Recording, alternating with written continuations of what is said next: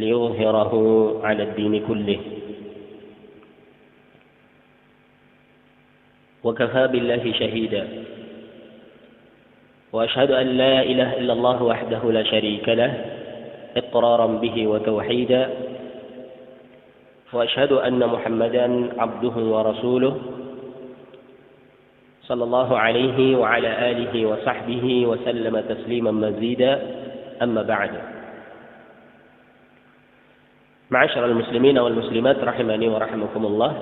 Alhamdulillah, tiada bosan-bosannya kita senantiasa memanjatkan rasa syukur kita kepada Allah Subhanahu wa taala atas limpahan nikmat yang telah Allah Subhanahu wa taala berikan kepada kita sehingga kita dipertemukan di salah satu majelis dari majelis-majelis ilmu yang tentunya kita seluruhnya berharap amalan kita ini akan menjadi salah satu amalan yang memudahkan jalan kita menuju ke surganya kelak.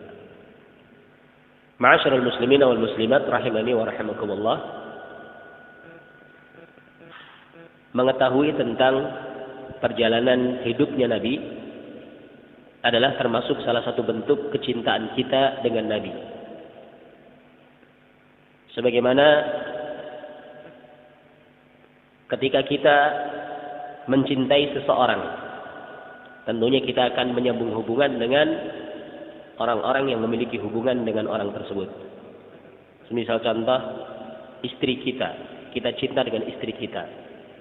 Maka konsekuensinya kita pelajari siapa saudara-saudara istri kita. Kemudian kita sambung hubungan dengan mereka.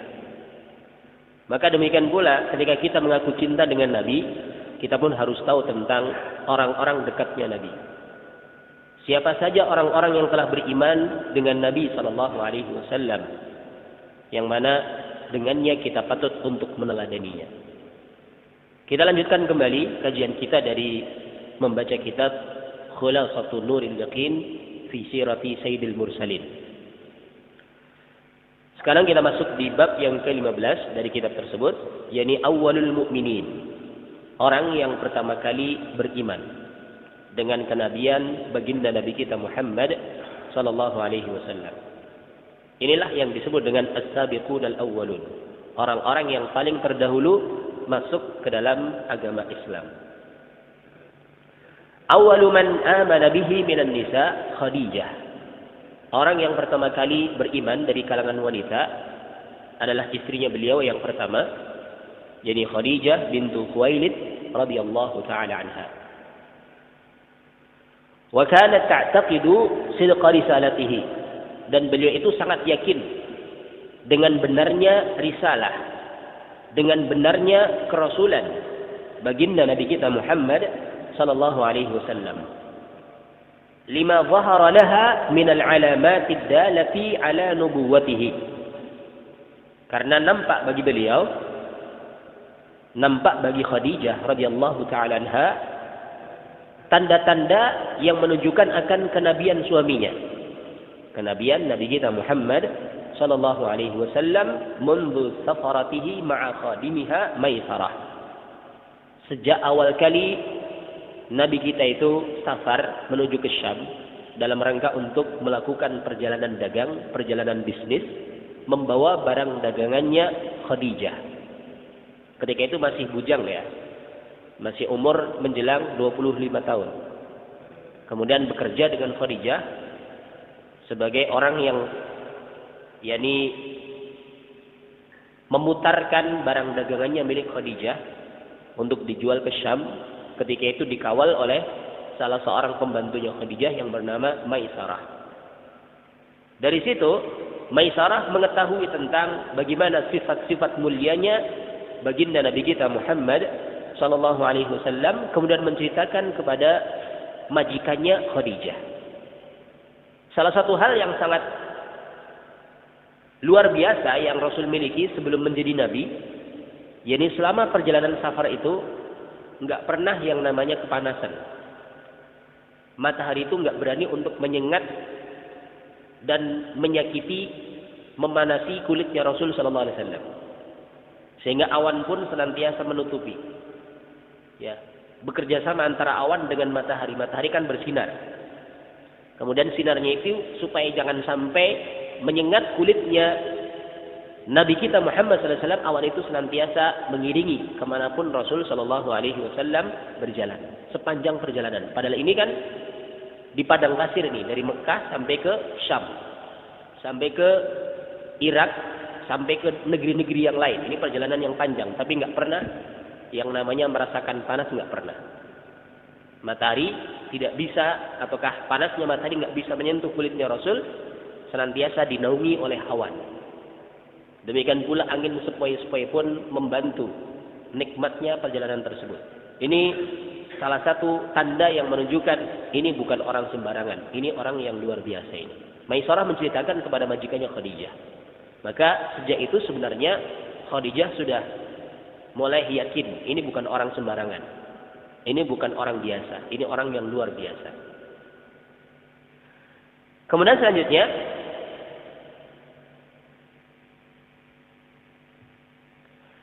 tadi orang yang masuk Islam pertama dari kalangan wanita adalah yakni Khadijah, ini istrinya Rasul SAW yang pertama, karena memang beliau tahu tentang tanda-tanda kenabian yang ada pada Nabi kita Muhammad Sallallahu Alaihi Wasallam.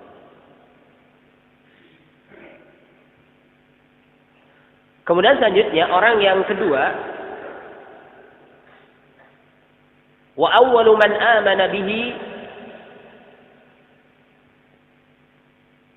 minar rijal, yakni Abu Bakar As-Siddiq radhiyallahu taala anhu. Dan orang yang pertama kali masuk Islam dari kalangan rijal itu adalah laki-laki dewasa, adalah sahabatnya Nabi kita Muhammad sallallahu alaihi wasallam yang bernama Abu Bakar, ataukah beliau itu namanya adalah Abdullah, ya, Abdullah ibn Abi Kuhafah. Ini nama aslinya adalah Abdullah ibn Abi Kuhafah. Ini namanya beliau. Beliau disebut dengan Abu Bakar. Bakar itu adalah bersegera, ya. Artinya itu bakar. Ya, bukan bakar tapi bakar, Abu Bakar. Jangan sampai keliru dalam mengucapkan Abu Bakar, bukan. Tapi Abu Bakar. Bakar itu bersegera. Orang yang paling bersegera untuk menyambut dakwah, sehingga beliau punya kunyah selanjutnya dengan Abu Bakar. Ya, bukan Abu Bakar, tapi Abu Bakar.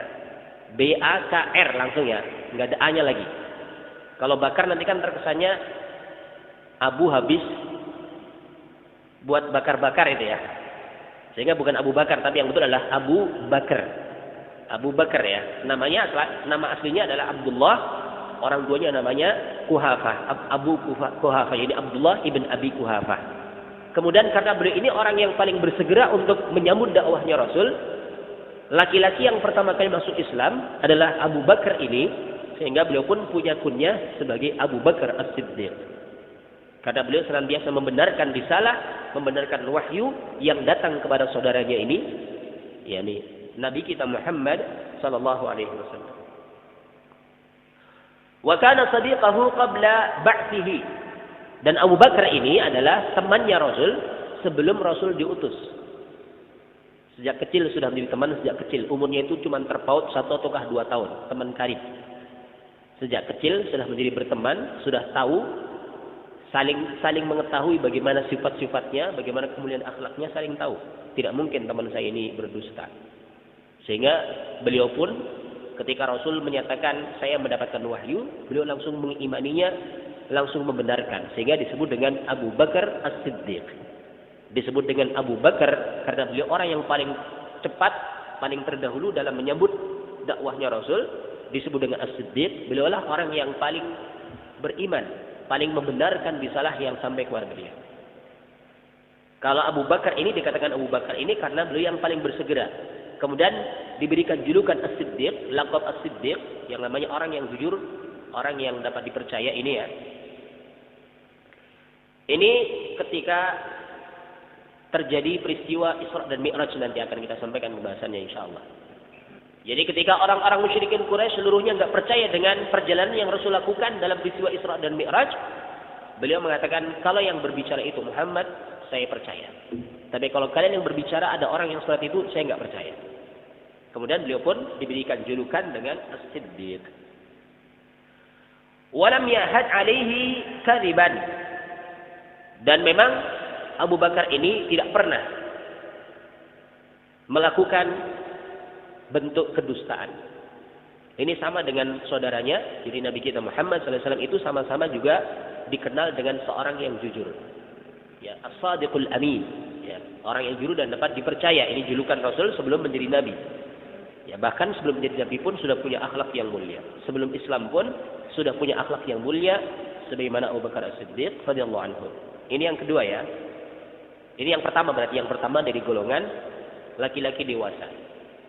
Orang yang pertama masuk Islam dari golongan wanita adalah istrinya beliau Khadijah. Yang kedua adalah, yakni orang yang pertama dari golongan laki-laki dewasa adalah Abu Bakar As-Siddiq radhiyallahu anhu. Kemudian Zaid ibn Harithah. Orang yang pertama masuk Islam dari golongan budak adalah Zaid ibn Harithah. Zaid bin Harithah ini adalah seorang budak milik Khadijah. Kemudian setelah Rasul menikah dengan Khadijah, maka Khadijah pun menghadiahkan budak tersebut untuk membantu urusan-urusannya. Ya. Zaman dulu itu ada perbudakan, yang mana budak itu bisa diperjualbelikan, bisa berpindah kepemilikan, baik itu dengan jual beli ataukah baik itu dengan dengan menghibahkan, menghadiahkan. Ini Zaid ini asalnya adalah budak miliknya Khadijah. Kemudian setelah menikah dengan Rasul, maka Khadijah memberikan hadiah berupa budak untuk membantu urusan-urusannya. Beliau adalah orang yang pertama masuk Islam dari kalangan budak. Wa kana mamlukun Nabi sallallahu alaihi wasallam fa'ataqahu. Dulunya ini Zaid adalah seorang budak miliknya Nabi sallallahu alaihi wasallam. Kemudian Rasul pun memerdekakan Zaid sebagai bentuk pemuliaan kepada Zaid karena masuk Islamnya. Rasul pun bebaskan dia dari ikatan perbudakan. Dia diberikan kebebasan untuk memilih. Wa awwalu man amana bihi min as-sibyan Ali bin Abi Thalib radhiyallahu ta'ala anhu wa kana rabibar Rasul sallallahu alaihi wasallam. Dan orang yang pertama kali masuk Islam dari kalangan sibyan, dari kalangan anak-anak, ini adalah Ali bin Abi Thalib radhiyallahu ta'ala anhu.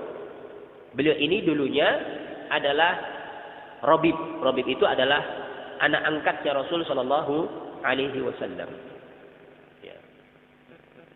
Wa qad da'a Abu Bakr man yuhibbuhu wa yuhibbunahu fa'ajabahu jami'un katsiran fa'ajabahu jam'un katsiran minhum Utsman ibn Affan thalithul khulafa'ir rasyidin wa Zubair ibn Awwam.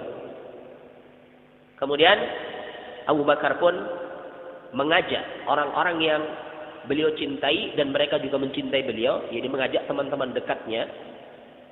Setelah tadi ada 4 orang masuk Islam ya, ini yang paling awal masuk Islam dari kalangan perempuan adalah Khadijah.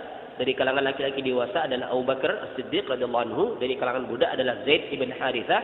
Dari kalangan anak-anak adalah Ali bin Abi Thalib. Kalau anak-anak kan belum bisa ngajak-ngajak ya, belum bisa berdakwah. Budak juga tidak dipercaya kalau omongannya, namanya budak ya. Perempuan juga kurang leluasa di dalam bergaul dengan kaum laki-laki. Maka yang paling berperan dalam hal ini adalah Abu Bakar As-Siddiq radhiyallahu anhu. Beliau mengajak teman-teman dekatnya yang mereka mencintai beliau juga mencintai mereka ini. Kemudian banyak orang yang menjawab dakwahnya beliau, banyak orang yang mengikuti seruannya beliau. Di antara mereka adalah Utsman ibn Affan radhiyallahu taala anhu. Beliau ini nantinya akan menjadi khalifah yang ketiga setelah Umar ya, Abu Bakar, Umar, baru Utsman. Jadi Utsman itu masuk Islam melalui perantaraan Abu Bakar As-Siddiq radhiyallahu anhu. Kan ini teman bisnis, teman berdagang. Utsman kan seorang saudagar, seorang pedagang. Diajak oleh Abu Bakar As-Siddiq untuk masuk Islam, Utsman pun menjawab, yakni ajakannya Abu Bakar As-Siddiq. Kemudian juga di antaranya adalah teman yang lain adalah Az-Zubair ibn Awwam. Az-Zubair ibn Awwam ini juga termasuk di antara as-sabiqul awwalun yang masuk Islam melalui perantaraan Abu Bakar As-Siddiq radhiyallahu taala anhu. Kemudian selanjutnya nanti Zubair ibn Awwam ini selain temannya juga nanti diangkat menjadi menantunya. Dipek mantu ya. Dinikahkan dengan anak perempuannya yang bernama Asma. Zubair ibn Awwam. Ini temannya kemudian dijadikan sebagai menantunya. Menikah dengan anak perempuannya yang bernama Asma binti Abi Bakr As-Siddiq radhiyallahu taala anhuma.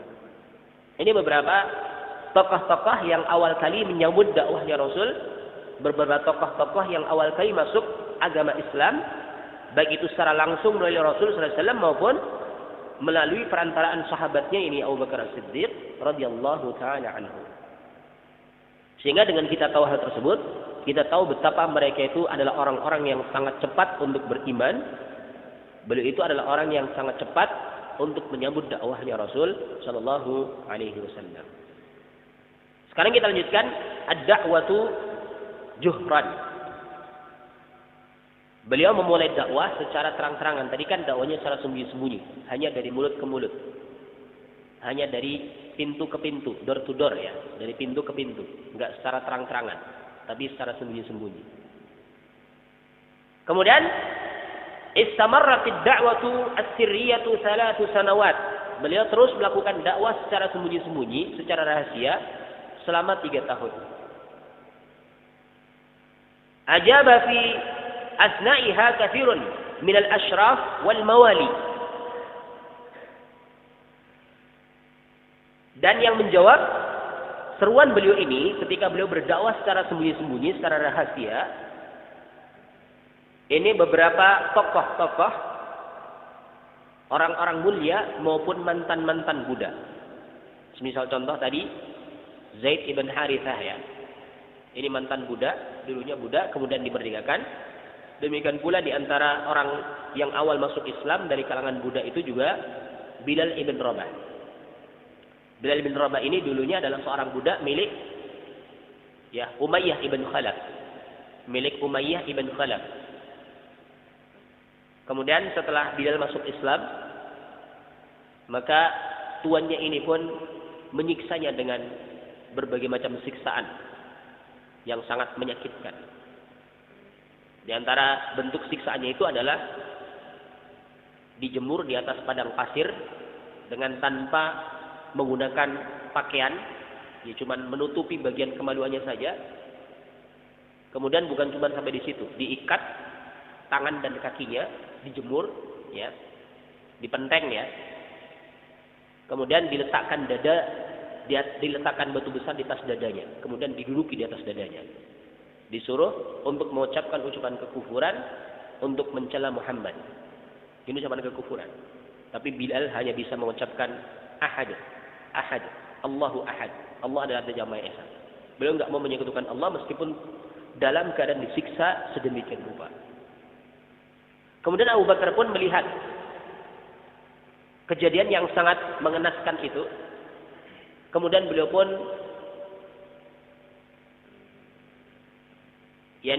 berunding dengan tuannya tadi Umayyah bin Khalaf. Daripada kamu nyiksa budakmu itu, mendingan budakmu saya beli saja. Supaya kamu pun dapat keuntungan. Apa untungmu? Menyiksa budakmu sendiri yang sebenarnya dia pun bisa membantu urusanmu. Cuman karena berbeda keyakinan saja, kamu meyakini ada sembahan selain Allah, dia tidak meyakini. Dia cuma meyakini Allah sebagai satunya sembahan. Apa untungmu seperti itu? Maka kemudian Umayyah pun menyetujui. Maka kemudian dibayarlah harganya Bilal, dan Bilal pun kemudian dibeli oleh Abu Bakar As-Siddiq dan dimerdekakan, dibebaskan karena keislamannya.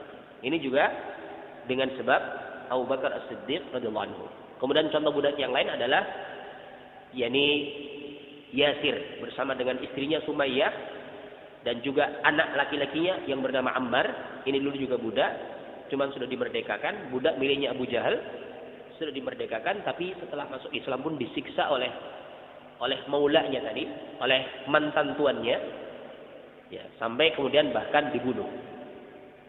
Ibunya yakni Sumayyah dibunuh, demikian pula Yasir ayahnya ini pun ini mati dalam keadaan disiksa oleh tuannya, Yang selamat hanyalah satu, yakni Ammar saja, anak laki-lakinya itu pun sudah dengan berbagai macam cara disuruh untuk mencela Muhammad, untuk mengucapkan ucapan kekufuran. Akhirnya Ammar pun nggak sanggup untuk menerima siksaan dan ucapkan ucapan itu. Tapi selanjutnya beliau langsung pergi kepada Rasul, bertaubat dari ucapannya itu, dan Allah pun memaafkan. Sampai turun ayat ya, illa man ukriha wa qalbuhu mutmainnun bil iman. Kecuali orang-orang yang dipaksa dalam keadaan hatinya tetap di atas keimanan. Sehingga Ammar bin Yasir ini bukan termasuk orang-orang yang kufur meskipun dia telah mengucapkan ucapan kekufuran karena dipaksa. Dipaksa oleh tuannya tadi Abu Jahal, karena melihat ibunya sudah dibunuh, melihat ayahnya sudah dibunuh, ini pun tidak ada harapan lagi. Kalau nggak mengucapkan pasti juga akan dibunuh. Akhirnya untuk menyelamatkan diri, beliau pun mau mengucapkan ucapan yang diinginkan oleh Abu Jahal. Tapi selanjutnya beliau bertaubat dan turunlah ayat yang menunjukkan taubatnya beliau dan maaf dari Allah, ampunan dari Allah untuk beliau. Illa man ukriha wa qalbuhu mutmainnun bil iman. Kecuali orang-orang yang dipaksa sementara hatinya tetap tenang di atas keimanan. Ini ayat yang turun terkait dengan Ammar bin Yasir radhiyallahu taala. Ini juga di antara orang-orang yang awal masuk Islam dari kalangan budak. Jadi ada Zaid bin Harithah, kemudian dari Bilal ibn Rabah, kemudian Yasir, Sumayyah istrinya, dan juga anaknya Ammar. Ini dari kalangan mantan-mantan budak. Kalau dari kalangan orang-orang mulia tadi, Abu Bakar, Zubair ibn Awam, Utsman ibn Affan, dan nanti ada tokoh-tokoh yang lain. Ali bin Abi Thalib. Ya, ini juga termasuk dari kalangan orang mulia, karena dari kalangan kabilah Quraisy, dari kalangan suku Quraisy, suku bangsawannya orang Arab. Kalangan orang-orang mulia. Jadi ada orang mulia yang mengikuti dakwahnya beliau, juga ada orang-orang rendahan dari kalangan maula, dari kalangan mantan-mantan budak. 3 tahun beliau berdakwah, hanya belasan orang yang beriman. Wa ba'da dzalika umira sallallahu alaihi wasallam bil jahri biqaulihi ta'ala fasda' bima tu'mar wa a'rid 'anil musyrikin. Kemudian setelah itu Nabi sallallahu alaihi wasallam diperintahkan untuk berdakwah secara terang-terangan setelah turunnya firman Allah Subhanahu wa taala fasda' bima tu'mar wa a'rid 'anil musyrikin. Maka laksanakanlah apa yang telah diperintahkan kepadamu dan berpalinglah dari orang-orang musyrik. Fasaida 'ala Safa wa nada qaumahu. Kemudian beliau pun naik di atas bukit Safa. Di sekitar Mekah itu ada 2 bukit, namanya Bukit Safa sama Bukit Marwah. Enggak terlalu tinggi sih, tapi ya lumayan. Ada tanah yang sedikit naik, sehingga tidak disebutkan gunung, tapi bukit ya. Beliau naik di atas Bukit Safa. Kemudian wanada qaumahu, beliau pun memanggil kaumnya. Falamma ijtama'u qala lahum, maka ketika mereka, yakni orang-orang Quraisy, suku Quraisy itu sudah berkumpul, yakni menjawab seruannya Rasul sallallahu alaihi wasallam, maka Rasul mengatakan kepada mereka, hal tusaddiqunani fima akhbarakum bihi. Nabi bertanya dulu kepada orang-orang Quraisy ini, penduduk asli Mekah. Apakah kalian membenarkan aku dengan apa yang aku akan habarkan kepada kalian? Rasul tanya dulu seperti itu. Apakah kalian percaya dengan aku ketika aku menghabarkan kepada kalian apa yang aku akan sampaikan ini? Kemudian selanjutnya, faqalu, mereka pun orang-orang Quraisy mengatakan dengan jujurnya, ya, faqalu jami'uhum, semuanya mereka mengatakan, na'am, iya, kami percaya dengan engkau. Ma jarabna 'alaika kadzaban mundu nash'atika ila al-an. Kami enggak pernah mendapatkan engkau berdusta sejak kamu tumbuh dewasa sampai sekarang. Orang-orang Quraisy ini tahu tentang kejujuran Nabi kita. Sampai dulu kan yang pernah kita sampaikan ya, dalam prosesi pemindahan Hajar Aswad kan, mereka ini sudah percaya dengan Rasul, sehingga ketika Rasul yang memindahkan, Muhammad yang memindahkan, mereka enggak keberatan. Kan ini orang yang baik, orang yang jujur, orang yang terpercaya.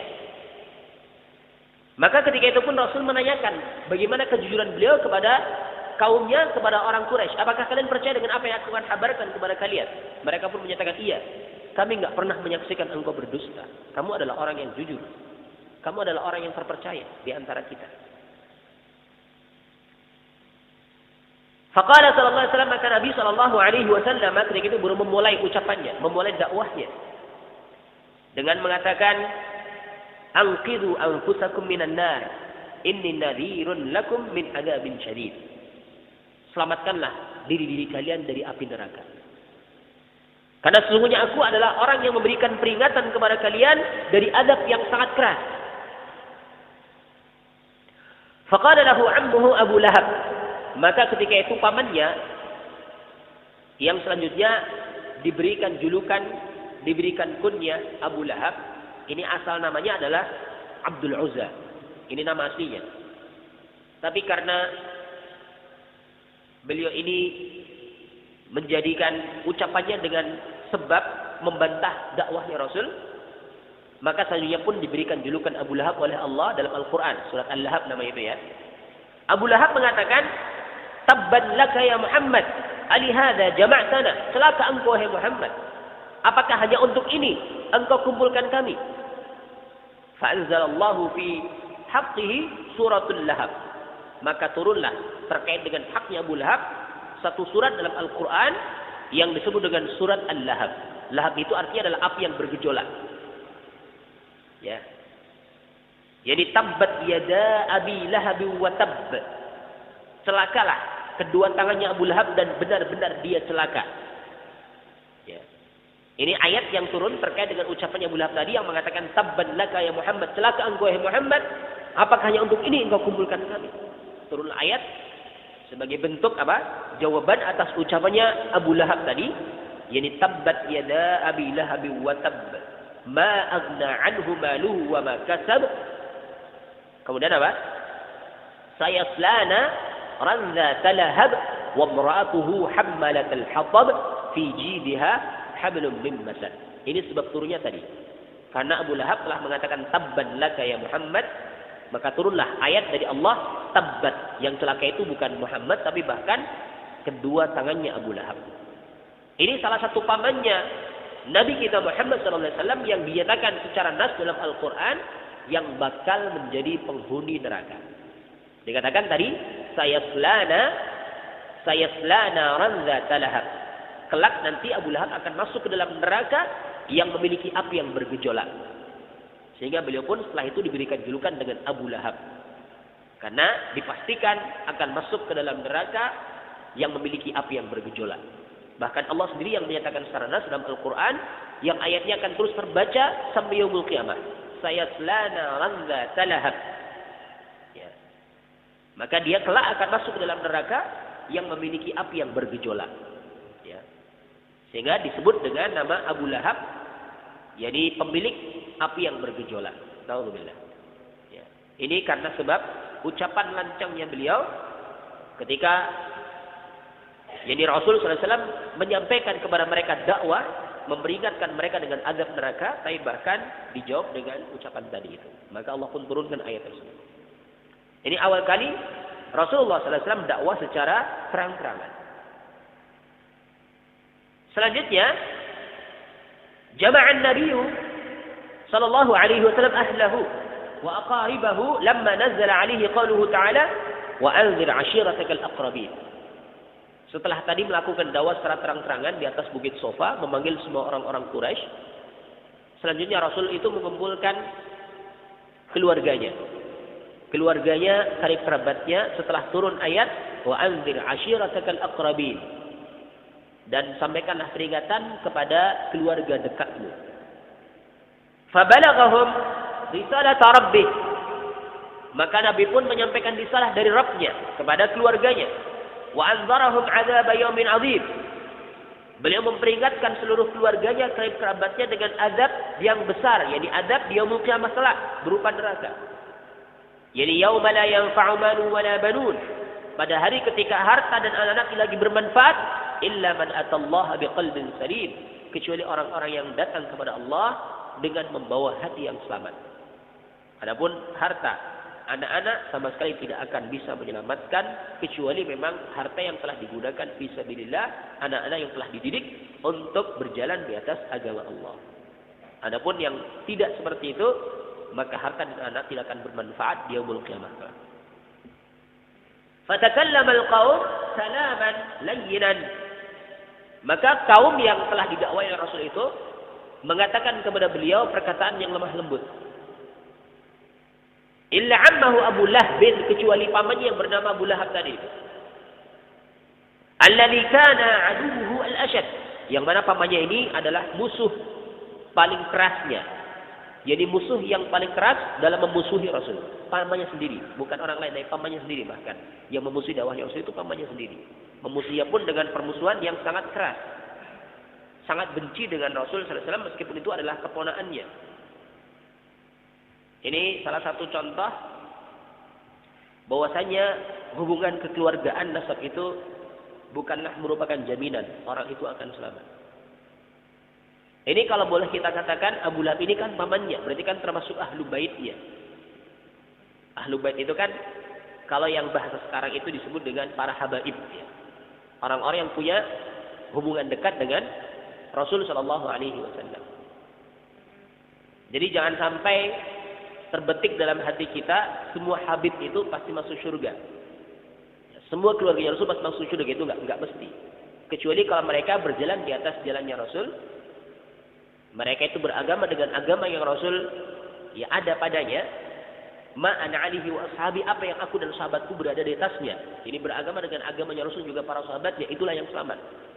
Adapun mereka yang menyimpang dari jalannya Rasul, maka bagaimana mungkin mereka akan selamat sementara mereka itu telah banyak mengingkari hal-hal yang hak, perkara-perkara yang benar. Di sini contoh pamannya Rasul sendiri. Paman kan nasab yang dekat ya. Paman itu kan saudaranya ayah. Ternyata ini pun nggak beriman dengan Rasul, maka dia ini pun nggak selamat dari azab Allah, diancam bahkan akan dimasukkan ke dalam neraka.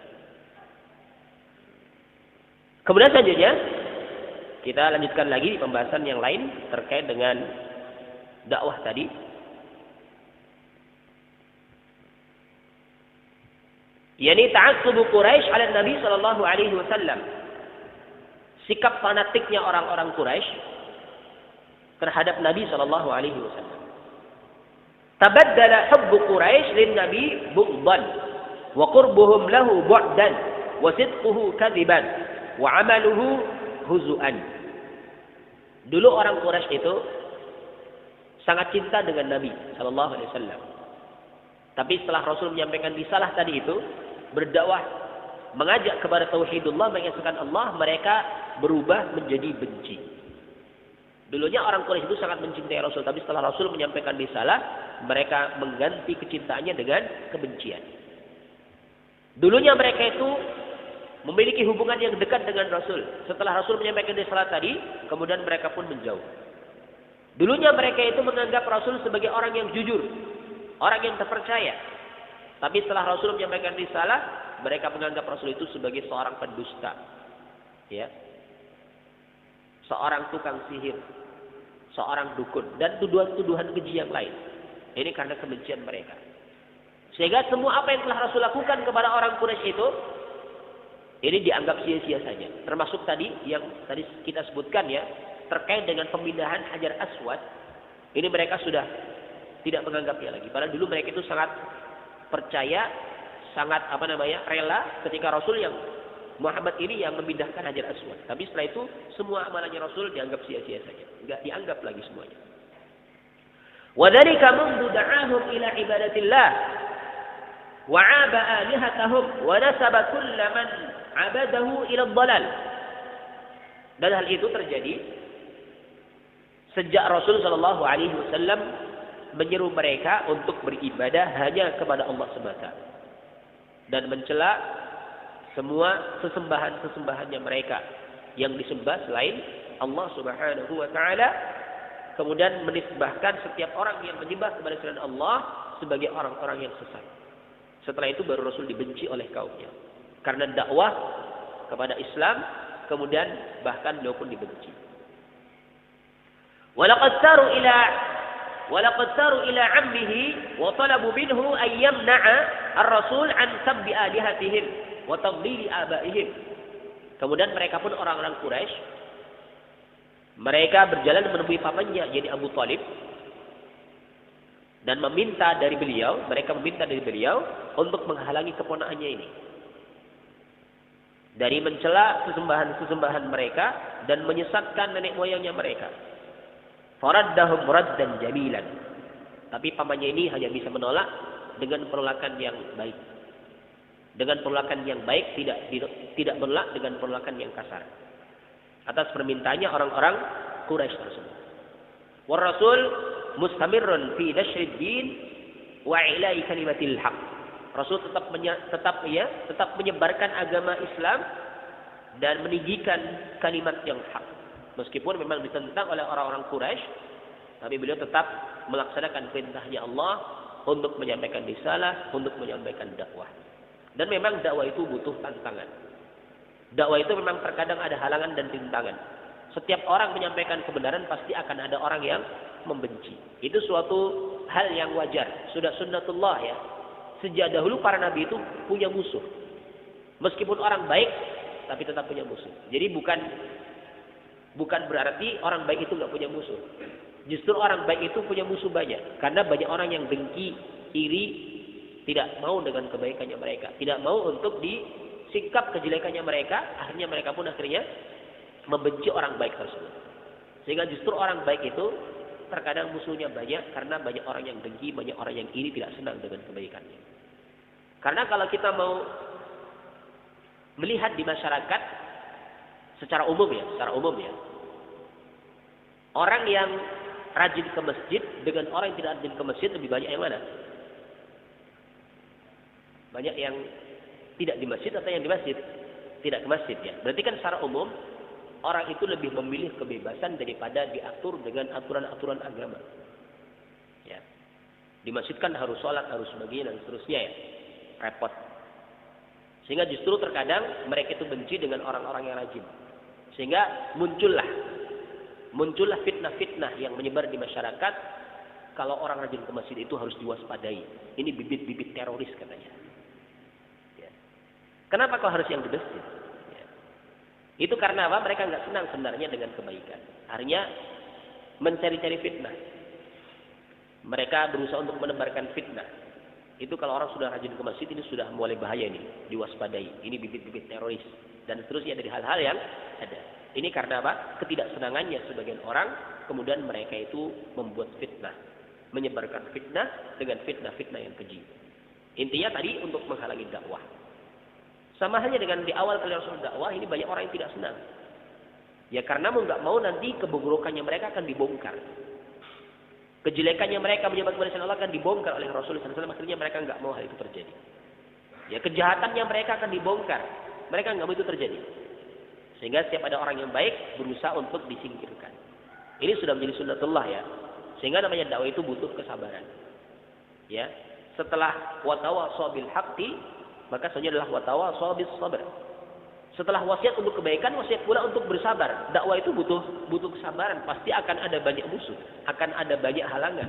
Tidak semuanya akan mulus. Pasti akan ada pertentangan dari masyarakat. Itu suatu hal yang wajar.